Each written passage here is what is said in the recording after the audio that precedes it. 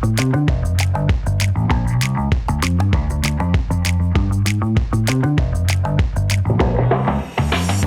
to the April Journal Club podcast. We are joined by Professor Peter Cameron, Academic Director for the Alfred Emergency and Trauma Centre, and Emergency Physician Dr. Divya Khanna. We will review 4 papers today, covering topics of pre-hospital resuscitation of trauma patients with blood products, electroposition for cardioverting AF, ICC versus Pigtail use for traumatic hemothorax, and how pain scores impact the prediction of patient outcome by triage scores. Let's get started with the first paper. Paper 1. Our first paper today is titled Resuscitation with Blood Products in Patients with Trauma-Related Hemorrhagic Shock Receiving Pre-Hospital Care, RePHILL, a multi-center, open-label, randomized controlled phase 3 trial by Crombie and et al. The clinical question was, is pre-hospital administration of packed red cells and lyophilized plasma, lyoplas, superior to 0.9% sodium chloride in resuscitating patients with trauma-related hemorrhagic shock? This study was performed over 6 years from 2016 to 2021. It's a multi-center, open-label, parallel group randomized controlled trial with allocations concealed and primary outcome assessors blinded. The target population included adults over 16 years of age with trauma-related hemorrhagic shock and hypotension, defined as systolic blood pressure of less than 90 or absent radial pulse. Patients who had already been transfused blood products prior to assessment for eligibility, have a known refusal to receive blood products, or have an isolated head injury without evidence of hemorrhage were excluded. In the intervention group, participants received up to 2 units each of packed red blood cells or lyoplas. In the comparison group, participants received up to 4 250 ml bags of 0.9% sodium chloride. For both groups, the interventions were administered until either hospital arrival, a return of systolic blood pressure to 90 or more, or when a radial pulse was palpable. If blood pressure decreased on the way to the hospital, treatment was reinstigated. The primary outcome was a composite of episodic mortality or impaired lactate clearance or both. Secondary outcomes were rates of transfusion-related complications in the first 24 hours after ED arrival, serious adverse events, or treatment-related deaths. As there is few existing data for the composite primary outcome available, sample size was determined by discussions between investigators and panel of international experts and informed by systematic review of pre-hospital blood product transfusion. A 10% absolute difference in the primary outcome was considered a clinical meaningful outcome. So to detect a 10% difference between groups with 80% power and type 1 error of 0.05, 438 participants was required. And allowing for attrition, it was determined that 490 participants in total were needed. Later in the study, Data Monitoring Committee had further meetings that decided to frame power calculations based on relative risk rather than absolute risk, but the original sample size was unchanged. So what were the findings? Trial recruitment was stopped before it achieved the intended sample size of 490 participants due to disruption caused by the COVID pandemic. Only 432 participants were assigned to the packed red blood cell lyoplas or to the 0.9% sodium chloride group.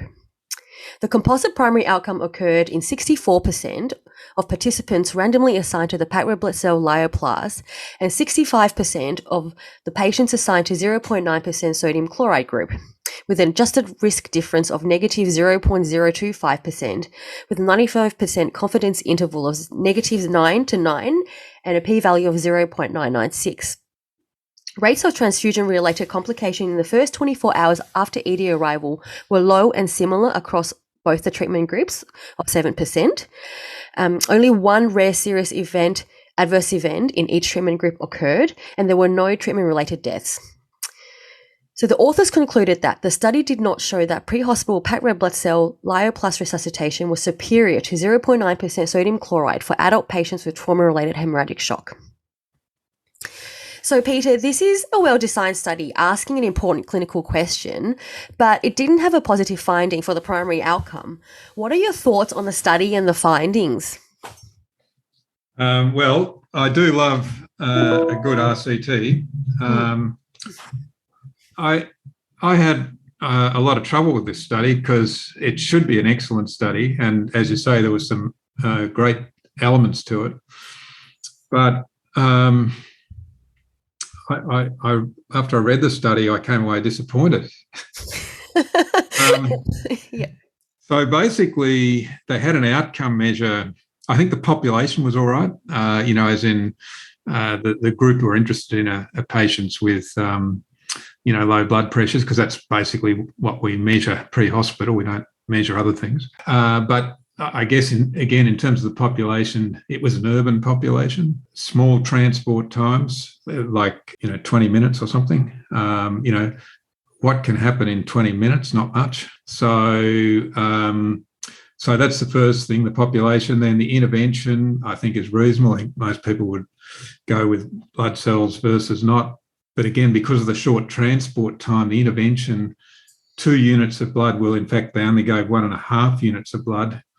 Not going to make a lot of difference. And then the outcome measure, I don't know who the consensus was amongst, but the clinicians I speak to, lactate clearance isn't the first thing that springs to mind when I'm trying to resuscitate a patient pre-hospital. So it's a sort of a nonsense. The mortality, however, is not a nonsense, but it wasn't powered to test mortality, so it's not really a mortality study.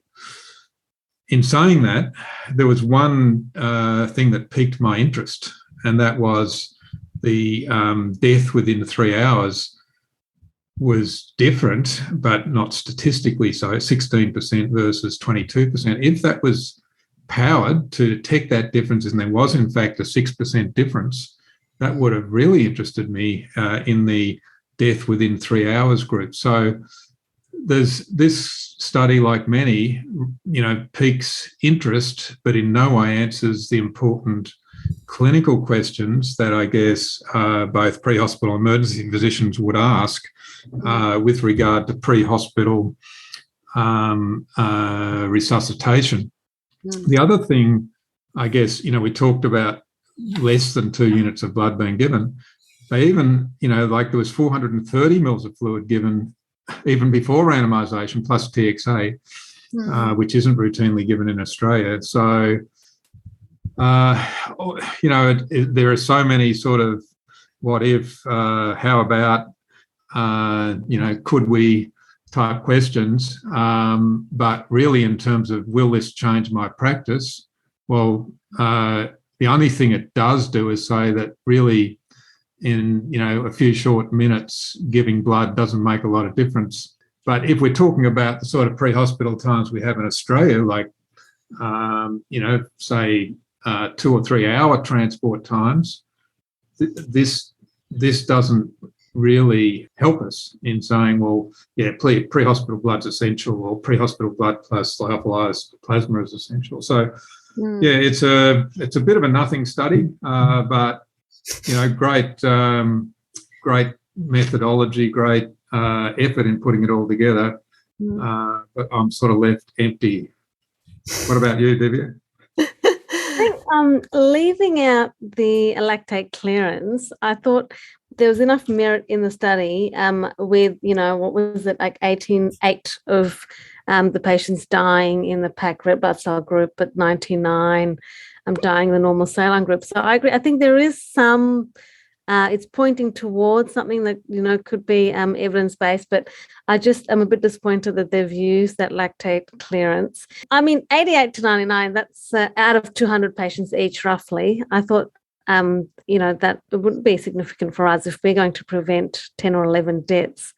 So that's 5 to every 100. That's a reasonable amount. And I agree that times to arrival to ED were very, very short compared to Australia. Well, it's time from randomisation. So the pre-hospital times, our pre-hospital times are, an hour and a half or so, across the whole of major trauma in Victoria.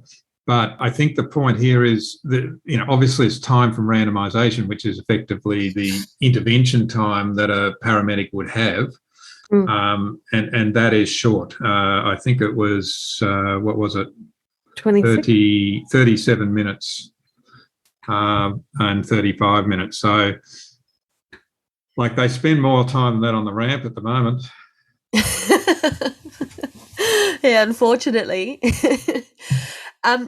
Divya, so a little bit about the study design of this paper, what do you think about using composite outcome and just using composite outcomes in studies in general? I think in this case, the composite outcome was a little bit, shall I say, irrelevant, like Peter has pointed out with the lactate clearance. Yeah. You can sort of see sometimes you think it's a statistical gimmick because you want to try and get a study powered and get good statistical relevance. But death definitely is an important outcome to measure in this population, and that was then combined with a lactate clearance, which I thought was Irrelevant. quite irrelevant. Yeah.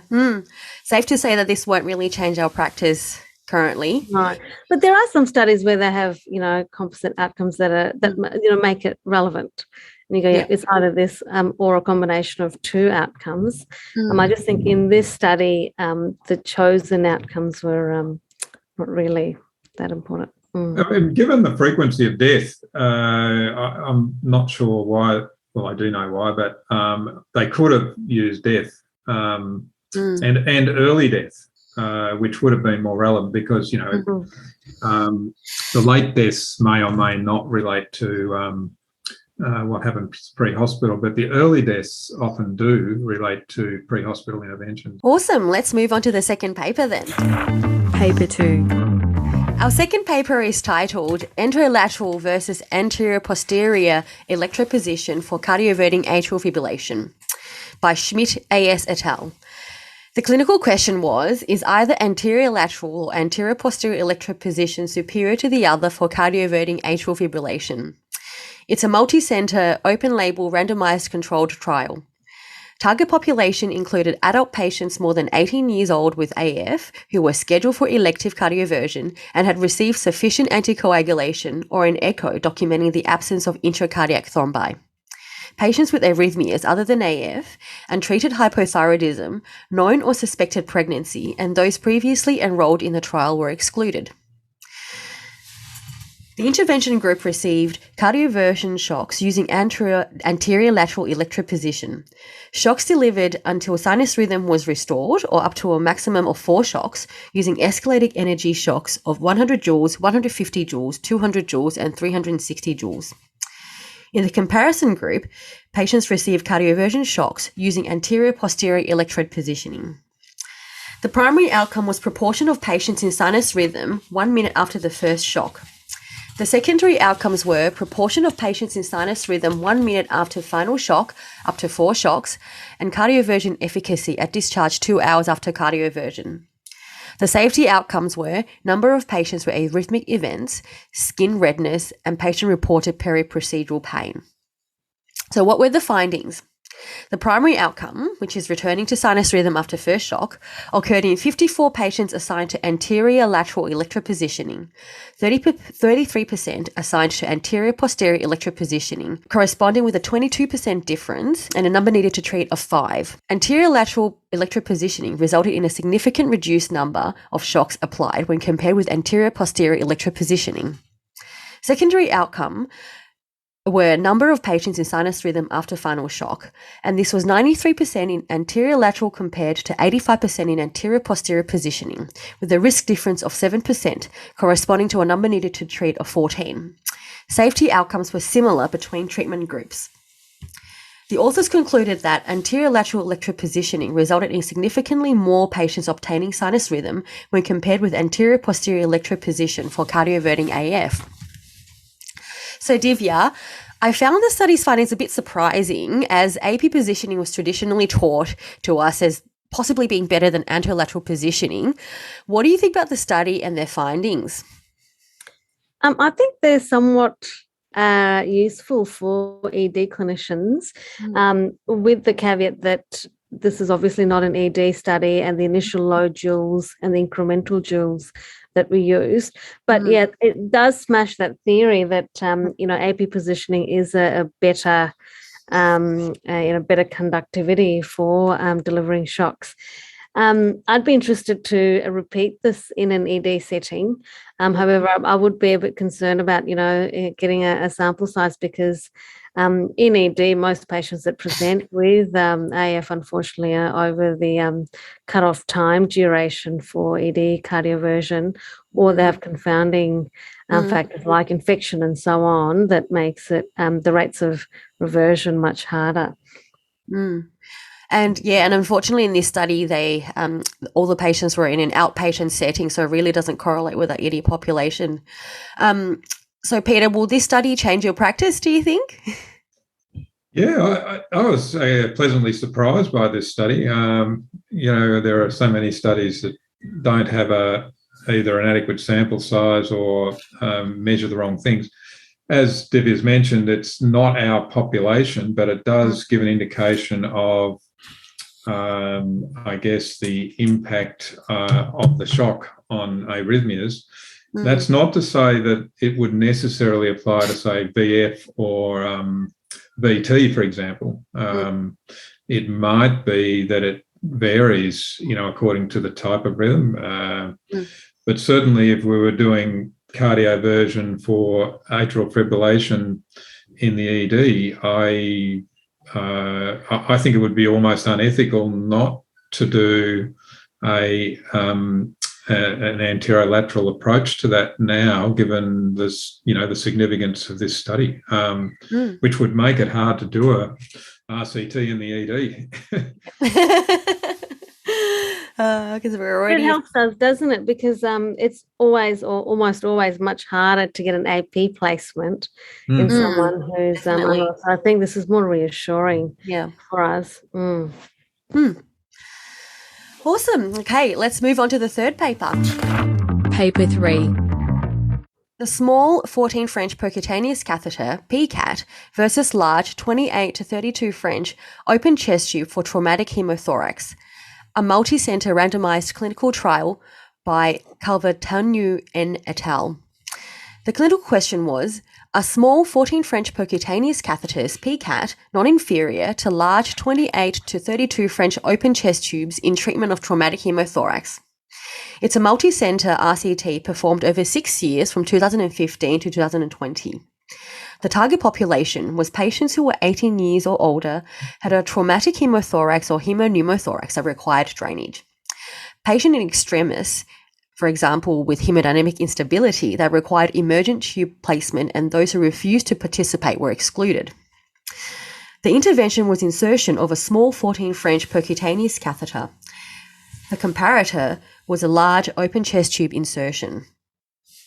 The primary outcome was failure rate, defined as retained hemopneumothorax requiring a second intervention. The secondary outcomes were daily drainage output, tube days, intensive care unit level of stay, hospital level of stay, and insertion perception experience, the IPE score, on a scale of 1 to 5, 1 being tolerable and 5 being the worst experience.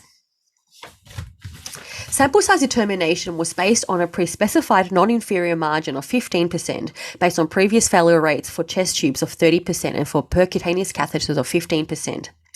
The sample size was determined to be 95 patients for each arm with 80% power and one-sided alpha of 0.05. However, the study was cut short due to prolonged period of enrollment and interruption by COVID outbreak. In the end, there were only 56 in the percutaneous catheter group and 63 in the chest tube arm. So what did they find? After exclusion, 119 patients participated in the trial. Baseline characteristics between two groups were similar. Failure rate was 11% in the percutaneous catheter group versus 13% in the chest tube group, with a p-value of 0.74. Secondary outcomes were similar between groups, except in the percutaneous catheter group, patients reported lower insertion perception experience, IPE scores, with a median of 1, i.e. tolerable experience, versus chest tube with a median of 3, i.e. it was a bad experience. So the authors concluded that small caliber 14 French percutaneous catheters are equally as effective as 28 to 32 French chest tubes in their ability to drain traumatic hemothorax with no difference in complications.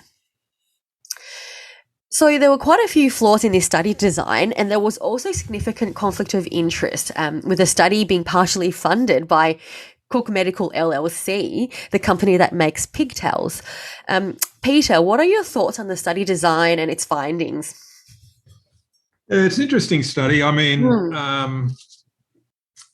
it raises a lot of questions, I guess. It's a small number of patients and obviously a high degree of allocation bias. It relates not to emergency medicine, but to ward management. So these were stable patients who sort of had a bit of a collection the next day or whatever, that, you know, they're not the patients that we see. That's the first thing. Yeah. I think so the other part about that is that I would have assumed that the type of hemothorax they had already, the hemoglobin had already consolidated out, and so you had basically a serous fluid, as opposed to blood, fresh bleeding blood that you would get in the resus room. So I'm not sure how relevant it is to us when we've got a major trauma and we want to whack in a catheter, you know, in the resus room. I'm still going to put in a big catheter, and I'm going to put it in with direct vision because I wanted to see it go in. So that's that. I think in terms of elective,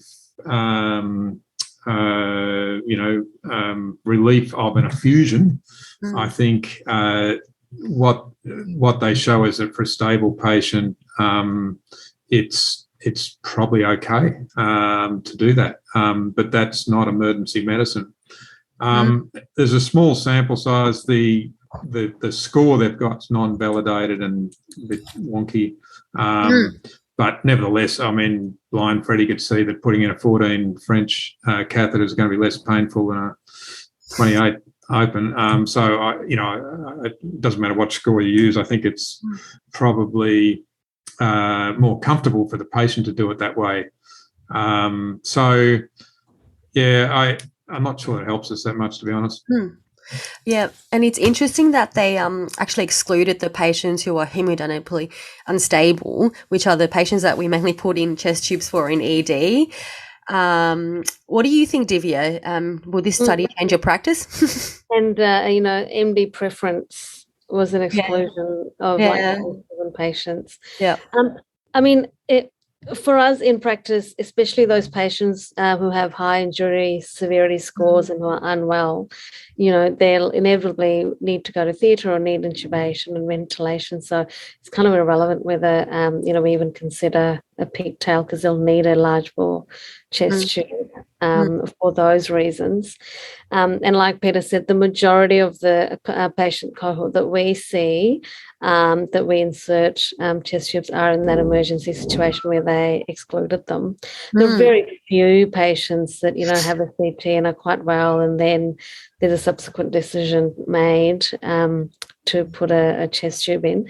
And in those patients, I think it does influence me, because I agree that the IP scores, you could argue, were a bit a bit of a selection bias as well, but it makes sense that putting a pigtail is less painful rather than a full incision and an open a chest tube that's being put in. There was, I think, more conflict of interest that they declared, where the principal investigator said, he's had personal experience and friends and family who had yes, that's right. IP scores. And I think there is a problem with that. I mean, with the common sense approach, you think, yes, of course the pigtail is going to be less painful, but they didn't really standardize the analgesics, and imagine you wouldn't need the same amount of analgesia for an open like chest tube rather than just a Seldinger technique. So I think there's flaws in using that IP score to advocate for a pigtail insertion. It was a very discussive discussion, wasn't it? Yeah. Okay, let's move on to the fourth paper. Paper 4.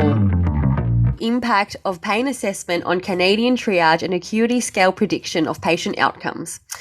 The clinical question was, does removal of patient-reported pain from the Canadian Triage Acuity Scale, CTAS, affect the scale's ability to predict admission, ICU consultation, and mortality? Essentially, the aim of the study was to establish how pain as a triage factor affects the ability of CTAS to predict patient acuity. It was a single-centre, retrospective observational cohort study performed in a tertiary ED. The target population were all adults aged more than 18 years who visited the Jewish General Hospital ED over June 2017 and Jan 2022. All patient visits prior to COVID-19 pandemic were included. Data post-COVID-19 pandemic was not included as this substantially altered patient population and workflow. There was no sample size done a priori. The intervention was a modified pain-free CTAS algorithm used for each visit in the cohort, assuming that patient had not reported any pain. The comparison was using standard CTAS algorithm, which combined patient-reported pain levels with other data to generate a triage score for each visit. The standard CTAS algorithm has a minimum level of acuity that must be assigned to a patient based on the severity, location, and chronicity of pain. Primary outcome measure was acuity of patient defined by 3 variables, which are admission, ICU consultation, and in-hospital mortality within 72 hours on arrival to ED. So what did the study find? A sample of 229,744 patients was analysed. Distribution of standard CTAS scores showed that most visits were assigned to the mid-range CTAS, Category 2, 22.5%, Category 3, 50%, and Category 4, 21%. The study found that removing pain scale from CTAS algorithm can lower acuity of a case compared to the standard CTAS, but can never increase it. Higher pain was slightly negatively correlated with hospital admission, ICU consultation, and 72-hour mortality.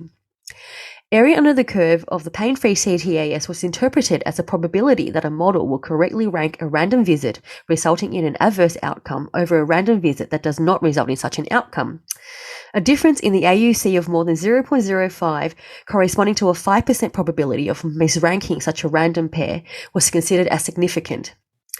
The areas under the curve of the pain-free CTAS was higher than that of the standard scores for all outcomes, including hospital admission, ICU consultation, and mortality. The confidence interval of difference in AUC achieved with each CTAS score contained 0.05 for all 3 outcomes, so the differences were statistically but not clinically significant. The author's conclusion was that the removal of pain scale from CTAS did not reduce its ability to predict hospital admission, ICU consultation, the 72-hour mortality. But this did move a larger number of patients to the less acute triage categories. So this is a pretty interesting study, Divya. What are your general thoughts on using pain score to determine triage category? I think we've known for a while that pain scores are subjective and consistent with what the studies found.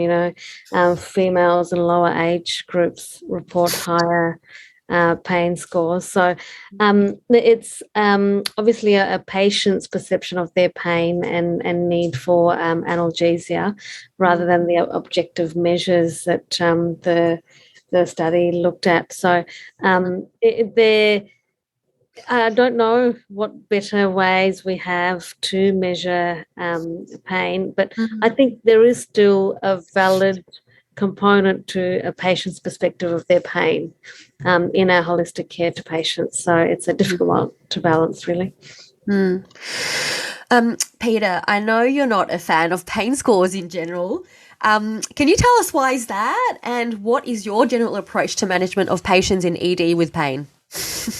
Yeah, just going to the study itself first. I think there's a problem, I guess, with their conceptual construct in the sense that they're saying because pain scores didn't make any difference to the prediction of admission, ICU consult, and mortality, it's sort of not relevant to the triage scale. However, there is a reason we ask people whether they're in pain at the front desk, and that is if they're in severe pain, we want to treat it because that's actually why they came. And it's sort of hardly patient-centered care to say, well, you're not going to die from it. You can roll around on the floor in front of me, with pain, with your renal colic or whatever. You're not going to die. See you later. I mean, you would automatically give someone with severe pain a high triage score. I mean, that's just human. Yep. I think they've sort of forgotten that. It's quite bizarre when you think about it. Like I've seen CAT2s for, people with renal colic, and rightly so. I don't think they should be out the front rolling around. So from that point of view, I mean, certainly pain doesn't indicate the severity of the illness, but pain can indicate the urgency of treatment, which is, after all, what triage is about.